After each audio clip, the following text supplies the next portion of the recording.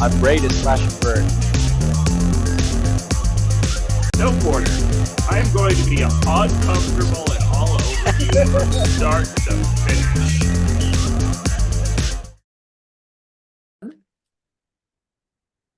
Hello, everyone, and welcome to a new episode of Outside of the Box. And we're kicking off 2024. And my first guest on the Bot Buddy segment for this season is Tim Bouwens of Ominous and other robots.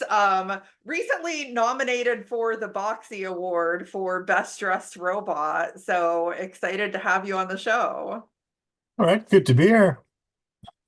Awesome.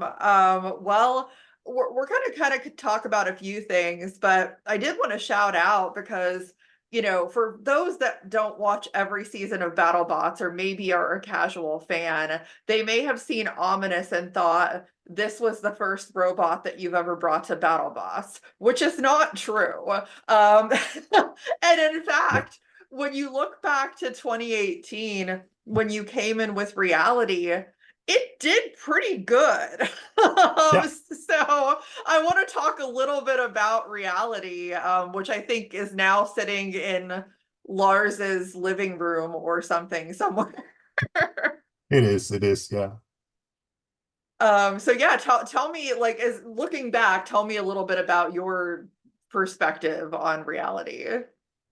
Well, Reality started as being a entry for a couple of Dutch teams. So we got together with, I think, 4 teams. So my team, Team MSR, Team Codox from Tough as Nails, so the Robot Wars guy, and Team Tyrip, also known from Bash and Gravity, etc. And we were just trying to be part of or participate in BattleBots. And I think we had a design ready for one of the Chinese competitions. And it was during one of the events we had in China that we were like, okay, we had some contact with Greg Munson, and it's like, okay, if we enter this, we might have an actual chance of getting selected for the season. And then it was just a lot of cold nights in the shed, welding and grinding to make one robot. And it was a big shock to us when we showed up and put the one robot we had plus some spares on the pit table, and we were sitting next to 3 locked jaws. And I was like, okay, this is like a different kind of competition that we're used to, because we're used to like the Robot Wars competition where, okay, the bot you bring is the bot you fight, and there's no second bot, and the whole trying to fix it before the next fight is one of the charms of the competition. And here's it, yeah, okay, you have a spare one, it's okay. Whole different competition. So there was a real wake-up call for us. But it was like a 250-pound version of one of the featherweight bots of one of the teams. So Equinox, the one of the featherweight from Team MSR, that was a big inspiration for Reality. And it was just scaled up. And using like the technology we're used to, so brushed motors and sidewinder speed controllers and the only, well, unusual thing was that it was a hub motor already, and it worked okay-ish. Yeah. So that was Reality for us, at least. Right. I mean, truly, like, so many people bring a new bot into BattleBots, let alone like only having the one, and just don't do well. And I mean, when you look back, it's funny, I found a video that somebody made in reverse of the win against Hypershock. And it's, but like you beat Hypershock, so it's something that you can say. It was one of the fights that we didn't win, but Hypershock lost. So it was it was a good fight, but it was the season where Hypershock did have a lot of problems. So, yeah, we won, but the Hypershock now would have totally obliterated the reality. That's It's a whole different robot now. right. That's what they always say. The more innovation that happens, these robots get better, and they would completely destroy the robots of the past. Yeah. That's one of the problems we had with Ominous, because Ominous was built for the 2020 season, and it participated 2 years after that. So there was a lot of design choices and like the whole idea behind Ominous that was kind of because the whole ground game, the forks weren't that ridiculously long, the floor was horrible, so no really flat wedges in the front. So it was built for that kind of arena and that kind of opponent. But it was completely different. Yeah, I was about to ask because obviously there was a pretty big gap in between the 2018 season and when you came back with Ominous. I mean, I would imagine it sounds like the pandemic was probably a factor, just like it was for a lot of the overseas teams in being able to come over and compete. Yeah. Yeah, that was hard. Because we spent, I think, close to 2 months building Ominous. Starting in like February, and then I think March 13th, we were supposed to put it in the crate towards the filming location. And then we got the call that it was being postponed, and all the shops and all the outside areas were closing down, and all the restrictions were happening. So, yeah. Yes, that was definitely challenging for a lot of teams. Now, when you did finally get to bring it, I mean, did you feel like it was a different experience for you so many years later, having, being there with Ominous versus what you went through when you had reality? The biggest difference is that because reality was a collaboration between a couple of teams, and we're splitting the bill for the robot, and part of design was already done. And this one was all me. So I had to look in to my financial reserves a little bit. And all the design choices were mine. So all the errors we found during the competition, I could only blame myself. So that was a big difference. Yeah. Now, I have to ask, obviously, because of the fact that Ominous is considered, I mean, but I would say not even just by me, but by a lot of people, one of the like just best designed as far as like the aesthetics robots in the competition from last year. Was that something that was important to you when came up with the design for it, or is it just like what happened? No, yes, it's very important for me. I consider it's easy to build a good robot. It's not easy to make the good robot look good. So everyone can build a box with 4 wheels and a spinner in front, but it's still a box with 4 wheels and a spinner in the front. And you can add any kind of nice plastic wings or whatever, but it's still a box with 4 wheels and a spinner in front. So one of the challenges I set myself was make it look good, and a sort of form follows function and vice versa. So everything that's on the robot has a function, and it's designed to look the way it's looking. But that was a long process, and one of the problems I'm facing now, trying to design a new one, is that it has to look good, but it also has to look like the previous one, but better.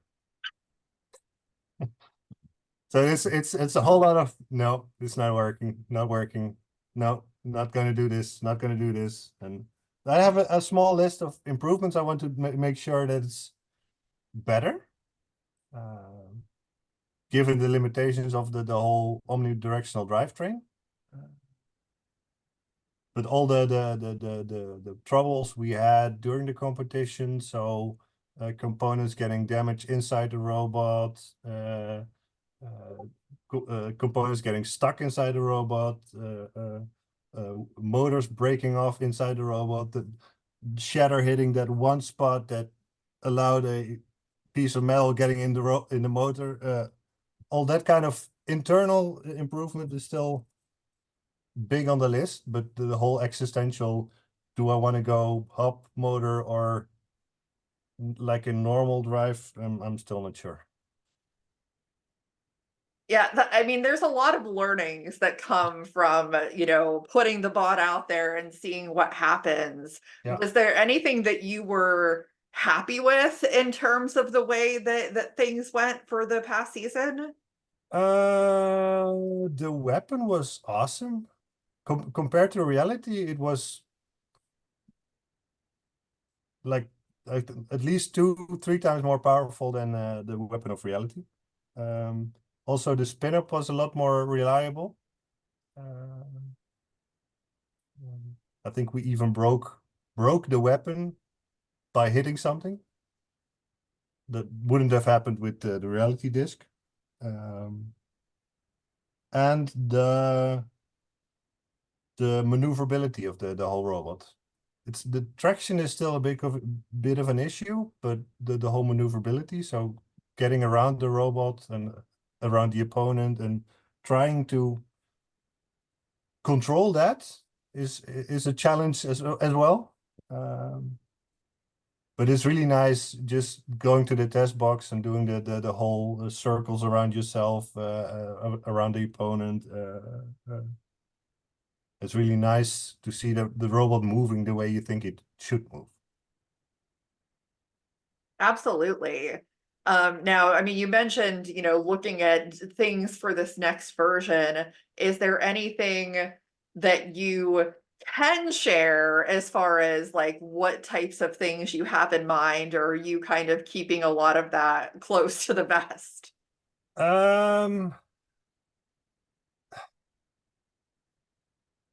It's still gonna be 3-wheeled omnidirectional. That's one of the things that's the whole idea of Ominous. So that's the thing I'm going with.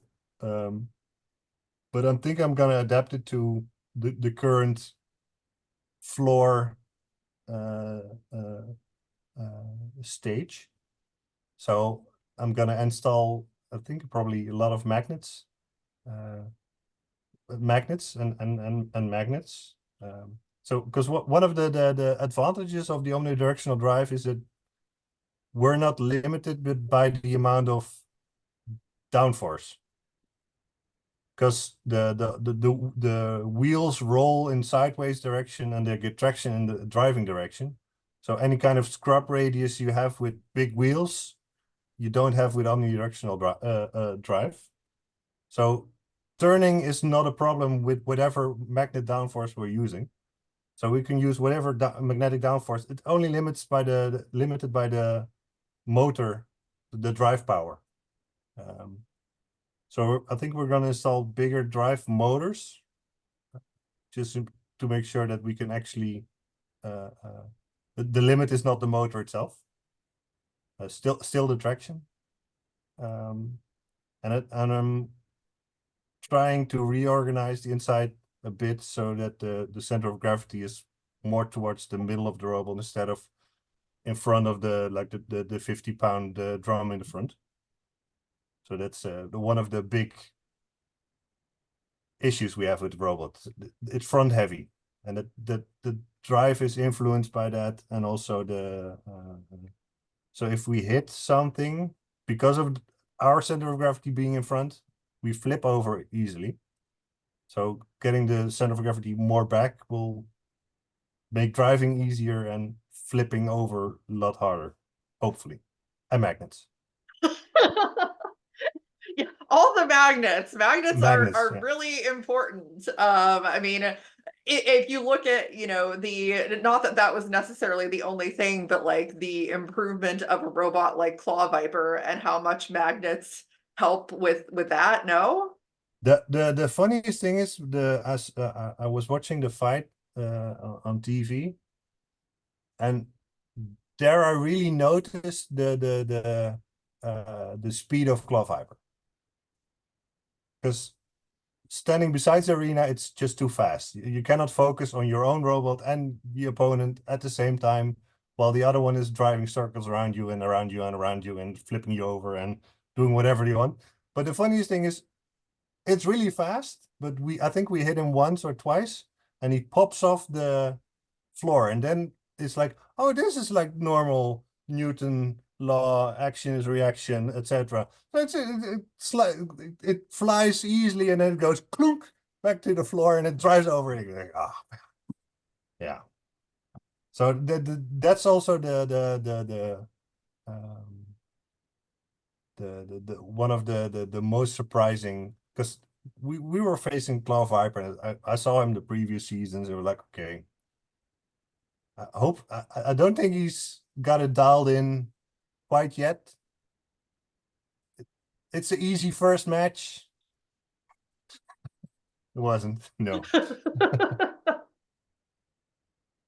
It's that iteration, getting better and whatnot. But yeah, no, that's and do you think that as far as like an advantage, because I mean, I'm not sure what is in Greg Munson's head, but to me, I mean, I've always been a person that likes diversity in robots, and I like to see things that, aren't everything looks the same, and there aren't that many omni-wheeled robots in BattleBots. Do you think that kind of gives Ominous like a unique advantage of having something that most other robots don't?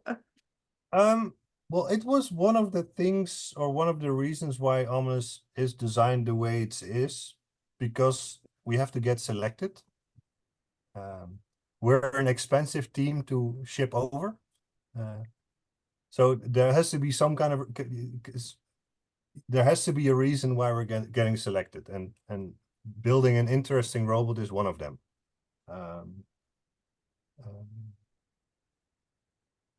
But also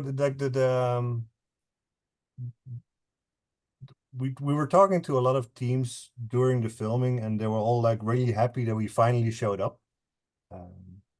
Because they were staring at the crate the previous year, with us not being there.